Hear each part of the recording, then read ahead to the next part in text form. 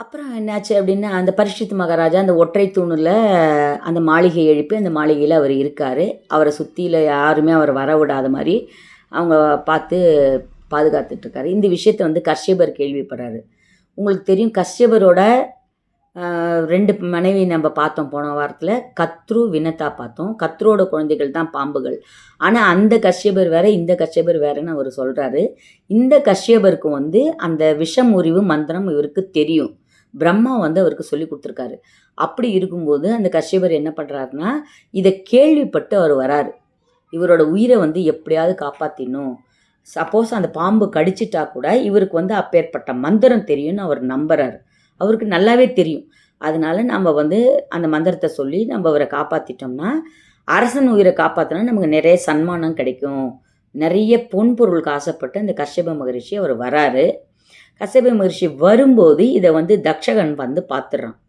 ஓ! இவர் வந்து இந்த பாம்பின் கடிய வந்து எடுக்கக்கூடிய விஷமுறிவு அறிந்த இந்த ரிஷி போனாக்கன்னா நம்ம காரியம் கெட்டு போயிடும். விதியோட வலிமையால் தானே விதி தானே அந்த மாரி கடிக்க சொல்லித்து. அதனால நம்ம அப்படி போகும்போது இவர் வந்து கெடுத்துட்டா என்ன பண்ணுறதுன்னு சொல்லிட்டு, இவர் என்ன பண்ணார், கஷ்யபர் வந்து பூஜை பண்ணுவார். பூஜை பண்ணும்போது அந்த பூஜை ரூமுக்குள்ள ஒரு சின்ன உருவம் எடுத்து அதுக்குள்ள வராரு. அவருக்கு எப்படி தெரியுதுன்னு கேட்டா, அந்த கஷ்யபர் பூஜை பண்ணும்போது ஒரு துர்நாற்றம் வீசுது அந்த பூஜை ரூம்ல. அவருக்கு அது அந்த அந்த நாற்றத்த வச்சு அவர் கண்டுபிடிக்கிறாரு. இது சர்ப்பத்தோட நாற்றம் அப்படின்னு கண்டுபிடிச்சு, அந்த சர்ப்பம் வந்தோனே, "உனக்கு என்ன வேணும்? என்ன?" அப்படின்னு கஷ்யபர் கேட்கும்போது, "நீ வந்து இப்ப பரீட்சித் மகாராஜா வீட்ட தேடி நீ போற. நீ இங்க ஏன் போறன்னு நான் தெரிஞ்சுக்கலாமா?" அப்படின்னா, "நீ ஏன் அத கேட்குற?" அப்படின்னு இவர் கேட்குறாரு. இவர் சொல்றாரு, "என்னால வந்து அந்த விதியால அவர் சாகணுங்கிறது விதி இருக்கு. அதுபடி நான் 7வது இரவு அவர நான் கடிச்சிருவேன். நீ போய் அவர் உயிர காப்பாத்திட்டா விதி வந்து இங்க வேலை செய்யாது." அப்படின்னோனே, "நீ எதுக்காக போற?" அப்படின்னு இவர் கேட்டோனே, அவர் என்ன சொல்லுவாரு, "எனக்கு வந்து நெறைய பொன் பொருள் வேணும். அவர் உயிர காப்பாத்தினா, ஒரு ராஜாவோட உயிர காப்பாத்தினா எனக்கு பொன் பொருள் குடுப்பாங்க இல்லையா? அதனால நான் போறேன்." அப்படின்னு அவர் சொல்றாரு. சொன்ன உடனே, "சரி உனக்கு மந்திரம் வந்து எந்த அளவு பலிக்கும்னு நான் செக் பண்ணணும்னு ஆசைப்படுறேன்." அப்படின்னு சொல்லிட்டு அவர் என்ன பண்ணுவாரு, பக்கத்துல ஒரு பெரிய ஆலமரம் ஒண்ணு இருக்கும். "சரி உனக்கு மந்திரம் முறிவு உனக்கு வேலை செய்யுதா இல்லையான்னு நான் செக் பண்ணணும்." "சரி என்ன செக் பண்ணிக்கோ நீனு" அப்படின்றாரு. "எப்படி?" அப்படின்னு பார்த்தோன்னா, பக்கத்துல ஒரு ஆலமரம் இருக்கும். "இந்த ஆலமரத்த நான் கடிக்க போறேன். கடிச்ச உடனே இந்த ஆலமரத்த நீ உயிர் பிச்சு குடுத்தீன்னா, அப்ப வந்து உனக்கு இந்த மந்திரம் தெரியும்னு நான் நம்புறேன்." அப்படின்னு சொல்ல உடனே பக்கத்துல ஒரு பெரிய ஆலமரத்த இது போய் ஒரு கடி கடிக்குது. கடிச்ச உடனே இம்மீடியட்டா அதோட விஷம் வந்து அவ்வளோ கொடிய விஷம். அது என்ன பண்ணுது, அந்த ஆலமரமே பத்தி எரிஞ்சு ஒரு செகண்ட்ல சாம்பலா போயிடுது. சாம்பலா போன உடனே, "இப்ப சாம்பலா போனத நீ எப்படி உயிர்ப்பிப்ப?" அப்படின்னு தக்ஷன் வந்து கஷ்யபர கேட்குது. கஷ்யபர் என்ன சொல்லாரு, "என்னால எல்லாம் முடியாதே எதுவுமே இல்ல. நான் கட்டாயம் அத நான் பண்ணுவேன்." அப்படி சொல்லி அந்த அந்த சாம்பல எடுத்து கையில வச்சு மந்திரம் சொல்றாரு. மந்திரம் சொன்னோனே, அந்த சாம்பல்லேருந்து மெதுவா 2 இலை வருது.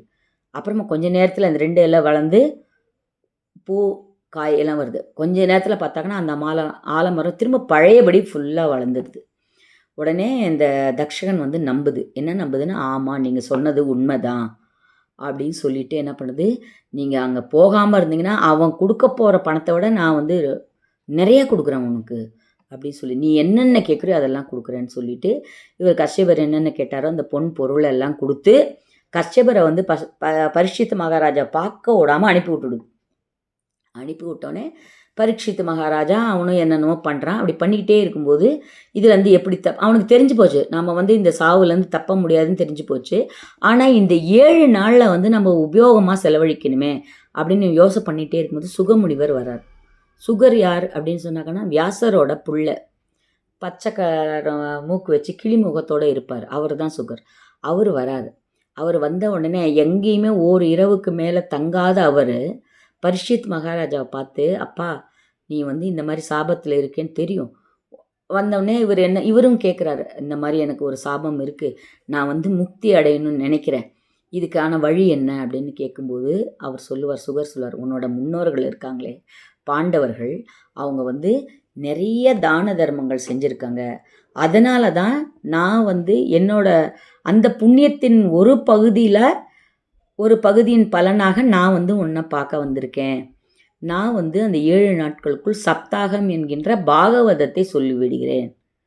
அதாவது மகாபாரதத்தோட சுருக்கம். மகாபாரதம் வந்து ஒரு பார்க்கடல் அப்படின்னு சொன்னாக்கன்னா, இந்த பாகவதம்ங்கிறது அதில் கிடைக்கக்கூடிய ஒரு அமிர்தம். பார்க்கடலை கடைஞ்சப்ப அமிர்தம் கிடைஞ்சதில்ல. அதுபோல் மகாபாரதத்தில் இருக்கிற முக்கியமான ஸ்டோரிஸ் எல்லாம் சேர்ந்தது தான் பாகவதம்.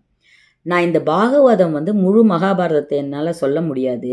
அதுக்கான நேரமும் இல்லை. நான் என்ன பண்ணுறேன், இந்த 7 நாட்களில் ஒரு நாள் ஒரு ஒரு சப்தாகமாக நான் சொல்லி 7 நாட்களுக்கும் உனக்கு இந்த பாகவதத்தை நான் முடிச்சிடுறேன்.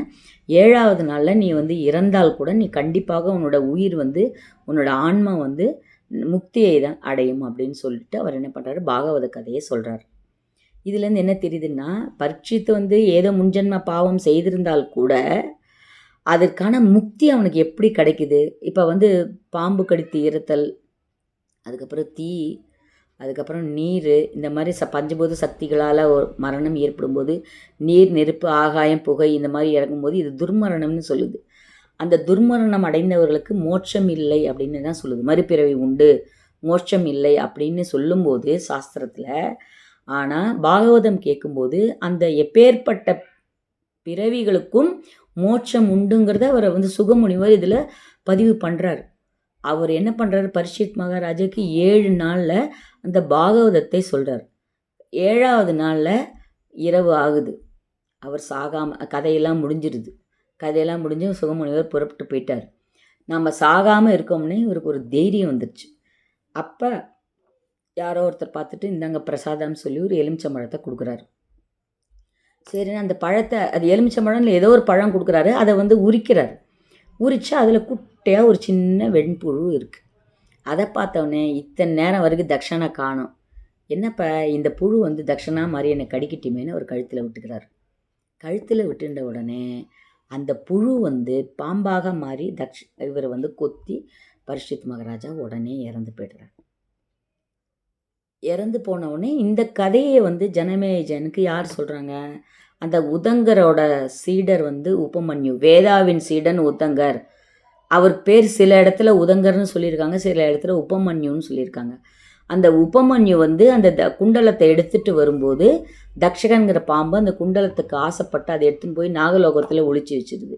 இவன் நாகலோகத்தில் போய் அதை மீட்டு எடுத்துன்னு வரும்போது அவனுக்கு அந்த குண்டலம் கிடச்சிது. ஆனால் அவனுக்கு அந்த கோபம் இருக்கும். அது கூட 6 மாதம் போராடி அந்த குண்டலத்தை வாங்கியிருப்பான். அந்த கோபத்தை என்ன பண்ணுவான், அந்த குண்டலத்தை வாங்கி அந்த தன்னோட குரு பத்தினிக்கு கொடுத்துட்டு பின்னாலே நேராக ஹஸ்தினாபுரத்துக்கு ஜனமேஜயனுக்கு போட்டு கொடுத்துருவான். போட்டு கொடுத்து, உங்கள் அப்பா எப்படி இறந்தா தெரியுமா, தக்ஷகன்கிற பாம்பு கடிச்சு தான் இறந்து போனார். பாம்புங்க ரொம்ப கொடிய புத்திங்க, ரொம்ப கேவலமான தீய புத்தியை உடையது. அது நல்லவங்களை இந்த மாதிரி பல முறை சோதிக்குது, அப்படி இப்படின்னு இல்லாத கதையெல்லாம் சொல்லி, அதுவும் அப்படி தான் நடந்துச்சு. அதில் அறநெறி சார்ந்த பாம்புகள் மட்டும்தான், ஒரு சிலது மட்டும்தான். மற்றது எல்லாமே கொடிய விஷமுள்ள பாம்புகள். அது ஒன்றுமே பண்ணாதவங்களை கூட கடிச்சிட்டு இருந்தது. அதை சொன்னவனு தான் ஜனமேஜ ஜெயனுக்கு கோபம் சர்ப்பயாகம் தொடங்கணும்னு அவன் நினைக்கிறான். கதை பிடிச்சி சப்ஸ்கிரைப் பண்ணுங்கள், லைக் பண்ணுங்கள். நன்றி, வணக்கம்.